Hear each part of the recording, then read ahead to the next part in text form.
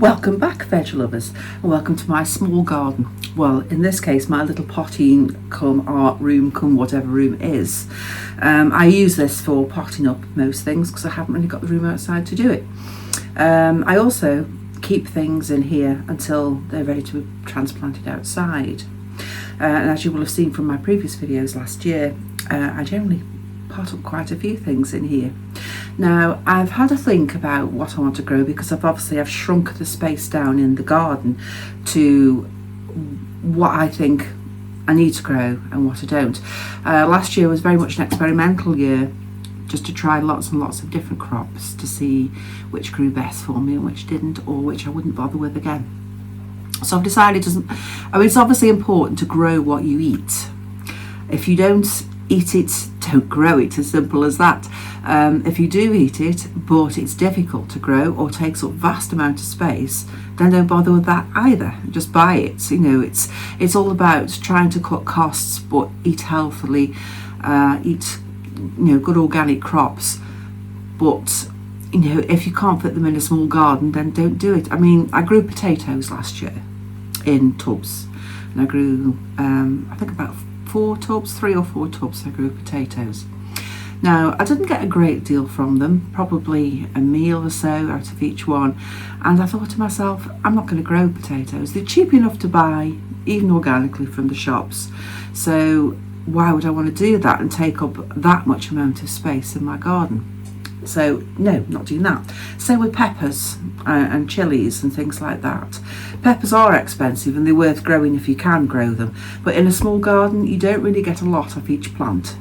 You might get a meal off each plant, and is it worth taking up that much space in a small plot for peppers? I mean, if you've got a polytunnel and you've got plenty of room, then yeah, grow loads, because they are so expensive to buy and are usually highly sprayed with let's say unquestionable sprays, so I'd rather not have those if possible. So I always try and go for organic for those as well when I'm shopping. So I've cut them out as well. What I'm going to do is I will show you actually the main bed. I have got garlic and onions in there, just a few, not as many as last year, and I've got a whole side free. So I thought to myself, what do I eat that I could just fill in that side, that I could plant probably in the next week or two, and would be ready for about June or something like that, in which case I can then put in courgettes, which I do want to plant, actually not in a tub because I've never had any joy with courgettes, to be honest, in tubs. As much as I've tried them, they don't seem to do anything for me. Whether it's just how I grow them, I don't know, but they don't. So I thought if I try them in the bigger beds, which are deeper, perhaps the roots can tap in better, perhaps I might get something off them.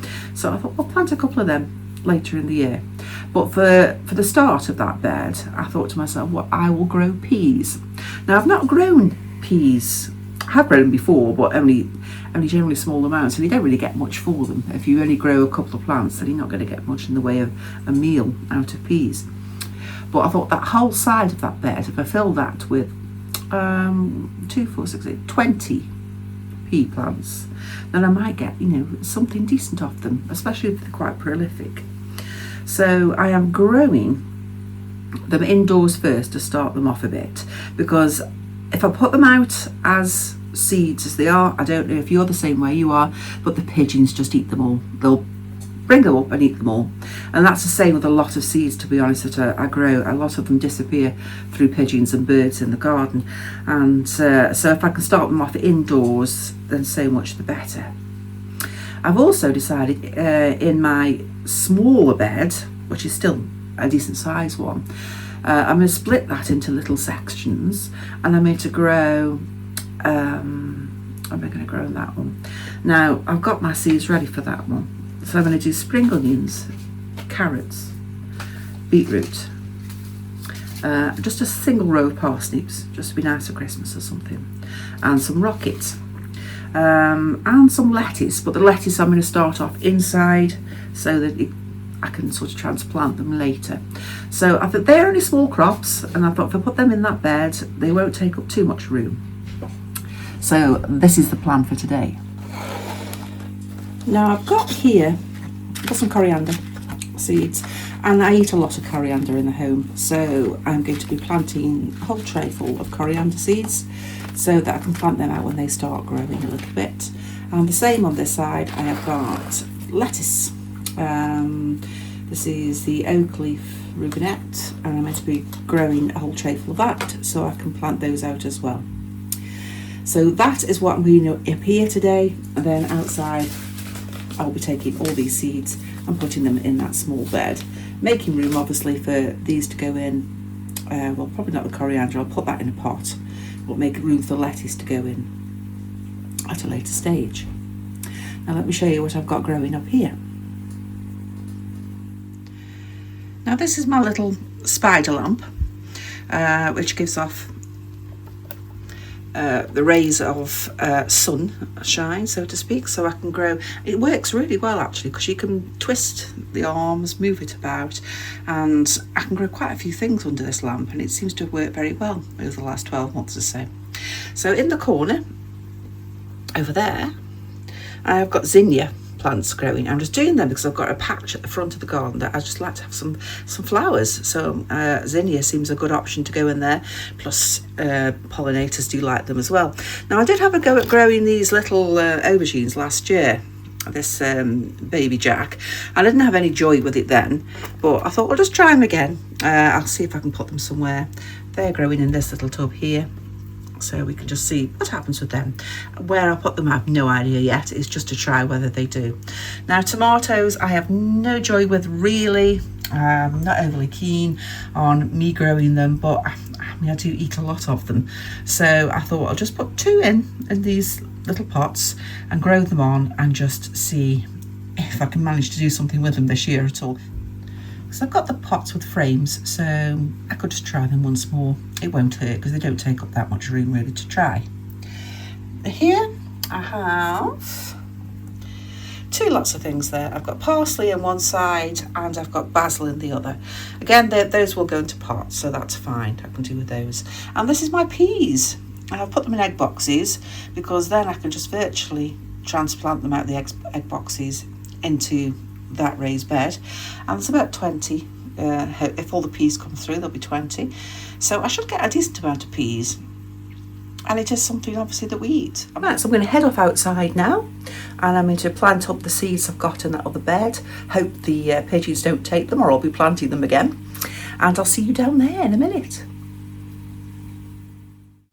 Well, it's a little bit breezy out here today, so I'm going to talk over this instead of actually doing it in the garden, as you won't hear a word I've got to say. At the moment I'm just planting the seeds in this small bed, and as you'll see shortly, I hadn't got room to put the beetroot in, so I had to take them to the other bed. But me and Lily, we get on with planting.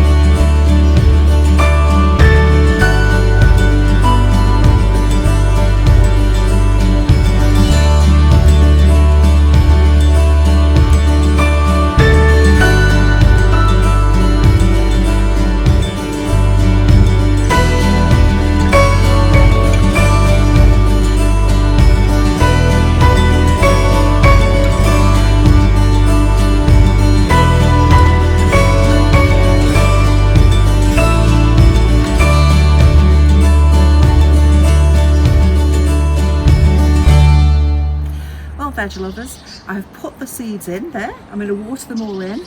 I actually put the beetroot in the other bed, as you had noticed, because I just haven't got the room, and I think I'm going to put the lettuces in here too. So I've got a few that I can grow there. We can hopefully get a few meals out of it. I've got other things that are coming later that I'll put in. It's a bit windy today, so I hope you can hear me. So I'll show you the garden a bit more next time of what's growing and what's going on. Thanks for watching. Bye.